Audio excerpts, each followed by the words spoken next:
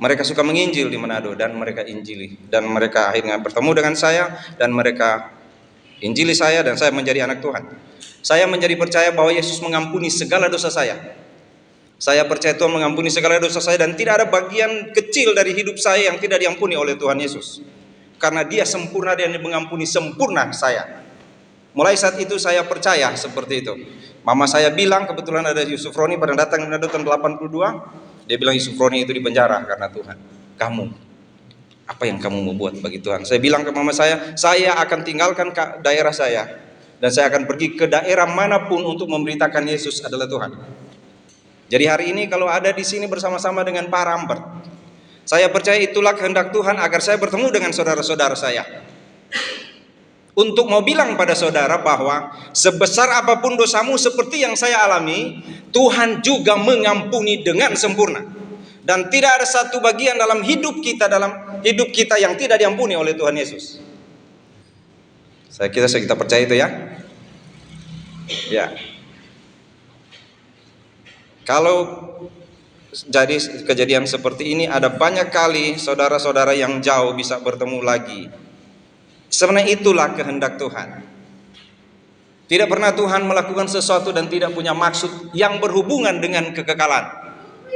Kalau Tuhan melakukan sesuatu tidak hanya pendek urusannya, tetapi selalu berhubungan dengan kekekalan. Tadi malam saya bicara tentang jangan gelisah hatimu. Percaya pada Allah dan percaya padaku. Di rumah Bapakku banyak tempat tinggal. Kalau tidak demikian tentu aku mengatakannya kepadamu. Sehingga saya katakan tadi malam, banyak kali banyak orang percaya bahkan khawatir tentang hidupnya. Apa yang mau terjadi dengan hidupnya. Padahal Alkitab sebenarnya melarang khawatir atau gelisah hidupmu. Jangan gelisah hatimu. Karena aku menyediakan tempat bagimu. Tadi malam saya masih juga sempat bilang, kita selalu suka pada firman Tuhan. Dan kita selalu terhibur karena firman Tuhan. Itu selalu menguatkan kita kalau ada firman Tuhan. Ya, umpamanya Tuhan bilang ini, saya akan berkati engkau. Saya akan jaga engkau, saya pelihara engkau seperti biji mataku. Tidak ada bagian dalam hidupmu yang aku tinggalkan. Aku menyertai engkau senantiasa, bahkan sampai kesudahan alam. Dan kita suka kan firman itu. Apalagi kalau dia bilang seperti saya bilang tadi malam, dan selalu kita dengar itu, berkat Tuhan selalu baru setiap hari, dan kita akan suka sekali dan kita bilang amin Tuhan. Kalau ada masalah dalam hidupmu, ada persoalan, maka aku akan beri jalan keluar. Sehingga kita akan selalu menyanyi dan bilang, Tuhan pulihkan aku. Banyak sekali lagu seperti itu kan ya. Tapi ada satu yang saya bilang tadi malam, yaitu ketika Alkitab bilang ini, kalau saya bilang saya berkati engkau dan berkati engkau, menjaga engkau, pelihara engkau, ada satu bagian yang juga Tuhan katakan, engkau adalah orang berdosa. Ya. Kalau janji Tuhan kita percaya? Kita percaya janji Tuhan menyertai kita. Sekarang ketika Alkitab bilang, engkau adalah orang berdosa, dan kalau orang berdosa engkau akan binasa. Ya? Apakah engkau percaya itu? Sehingga saya bilang tadi malam, kita semua sedang berbaris sekarang. Sedang berbaris urutan R itu tadi malam. Pak Rambert, nah nanti Roni, nanti Reni, terus siapa? Nah berikut Sony, karena kan RS kan, Sony. Nah, jadi yang RR siap-siap. Sudah di R ini, kalau orang tuan saya senang tak tele, jangan kita dulu. Kalau boleh dia aja tele. Mana bisa.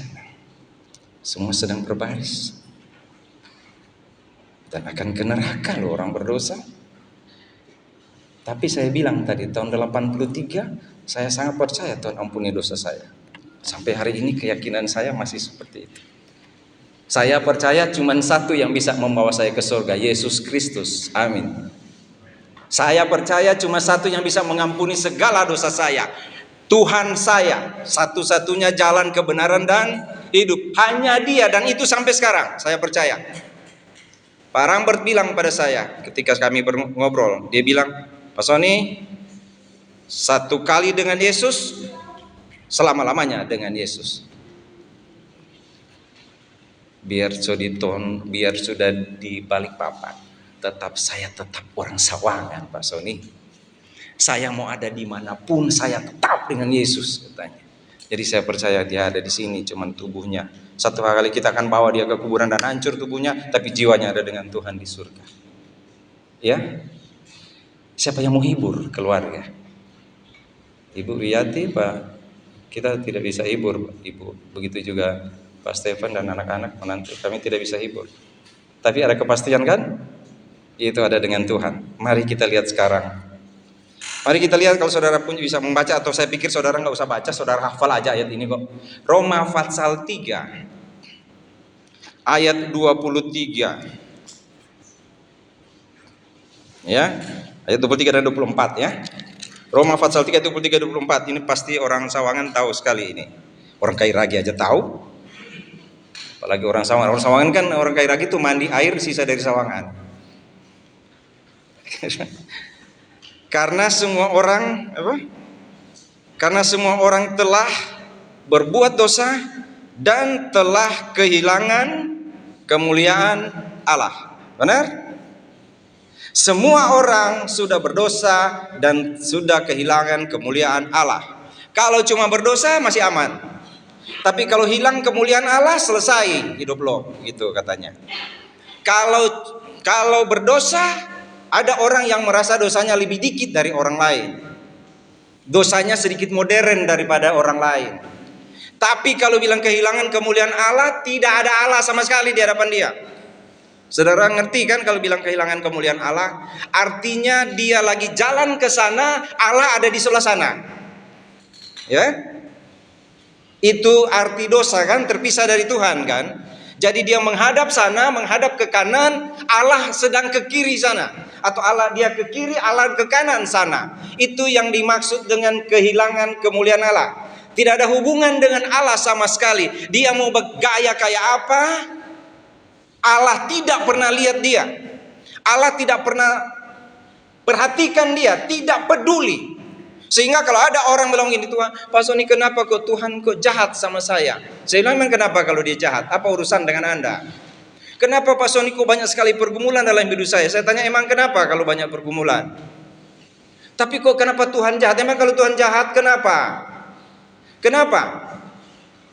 Tapi kenapa Tuhan kok nggak buat? Kenapa Tuhan tak buat Pak Rambert sembuh, Pak Sony? Memang kalau Tuhan nggak sembuhkan, kenapa? Kenapa? Saudara pernah pikir itu?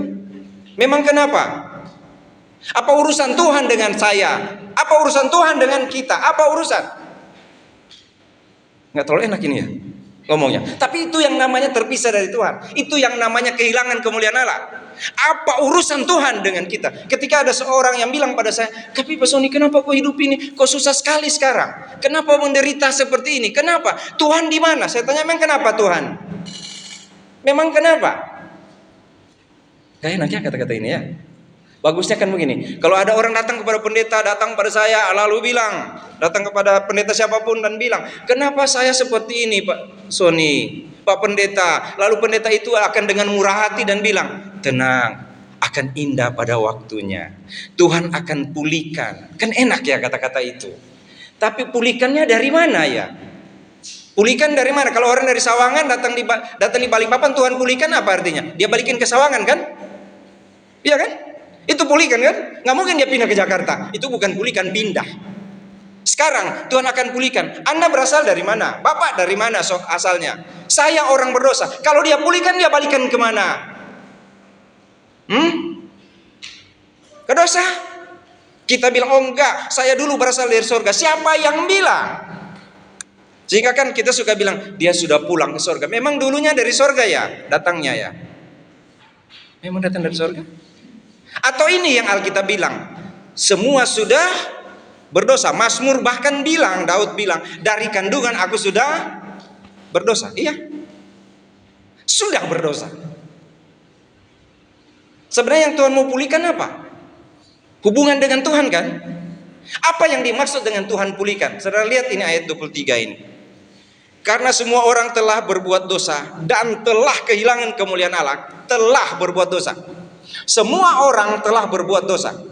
Artinya tidak ada satu orang pun yang akan berani bilang tidak berdosa. Mungkin bisa kali ya? Ya kan? Kalau bos lagi marah, kalau dia marah lalu dia bilang karena gua, memang saya salah apa? Saya salah apa? Pasti bosnya akan bilang, enggak, anak buah akan bilang, enggak, bos memang baik sekali. Karena bos. Coba kalau sama suami sama istri, coba berani bilang begitu ke istri, coba. Kalau bapak laki-laki bilang ke dia begitu.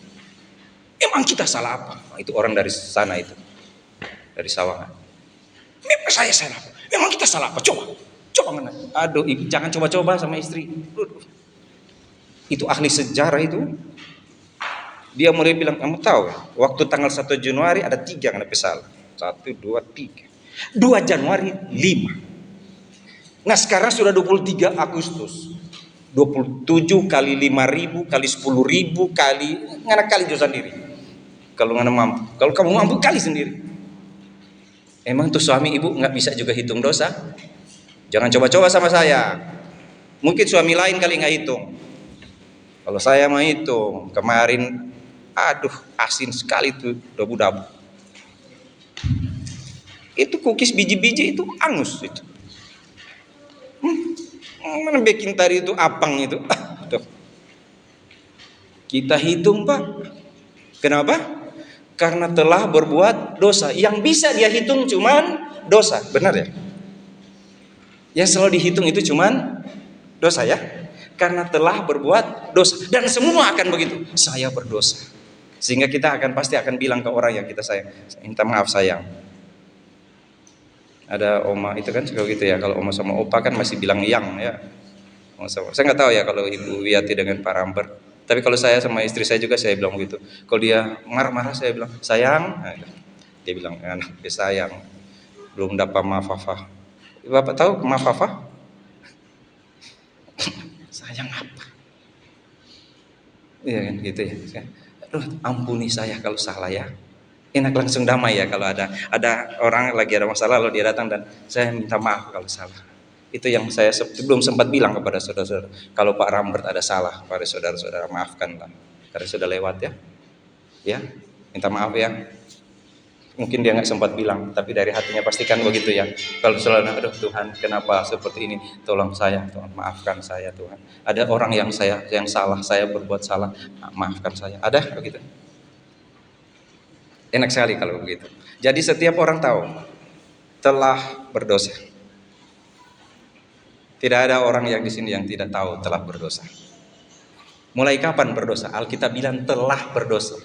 Sejak kapan berdosa? Alkitab bilang telah berdosa, ya. Bukan sedang berdosa atau nanti mau berdosa, telah berdosa.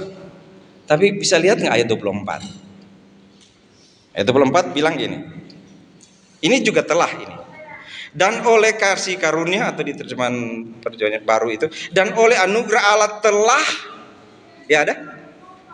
Telah dibenarkan dengan cuma-cuma karena penebusan dalam Kristus Yesus. Artinya kita punya telah berdosa dan telah dibenarkan dengan cuma-cuma. Ya? Ibu bapak pasti tahu kan itu ya?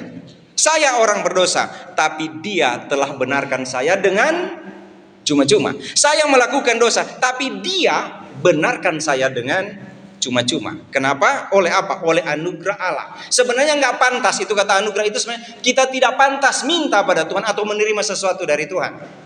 Nggak pantas sama sekali. Tapi anugerah itu adalah Tuhan beri dengan cuma-cuma. Saudara melakukan apa sampai Tuhan Yesus mati di kayu salib? Saya melakukan apa sehingga Tuhan Yesus mati di kayu salib? Apa yang kita lakukan sehingga Tuhan Yesus mati di kayu salib?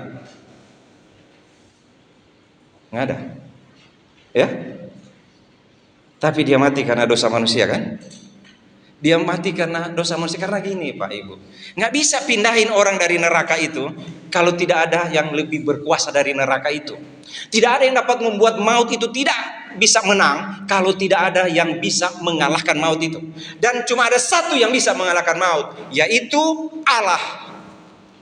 Yang bisa mengalahkan maut cuman dia yang tidak dapat dikuasai oleh maut. Dia adalah Yesus Kristus Tuhan saya.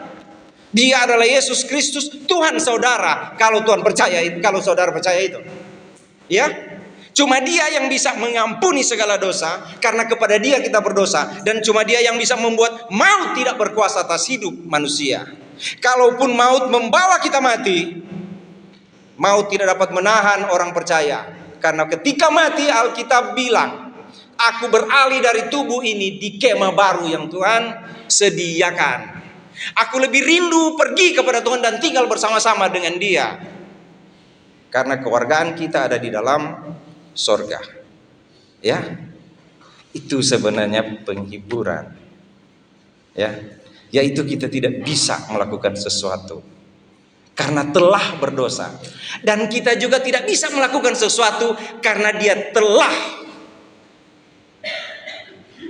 telah membenarkan kita dengan cuma-cuma. Saya harap saudara pulang dari sini atau kita nanti ketemu lagi kapan, tolong ingat kata itu, telah. Itu aja cukup. Saudara, saya telah berdosa, tapi di dalam Tuhan Yesus saya telah dibenarkan dengan cuma-cuma. Ingat kata itu saja ya.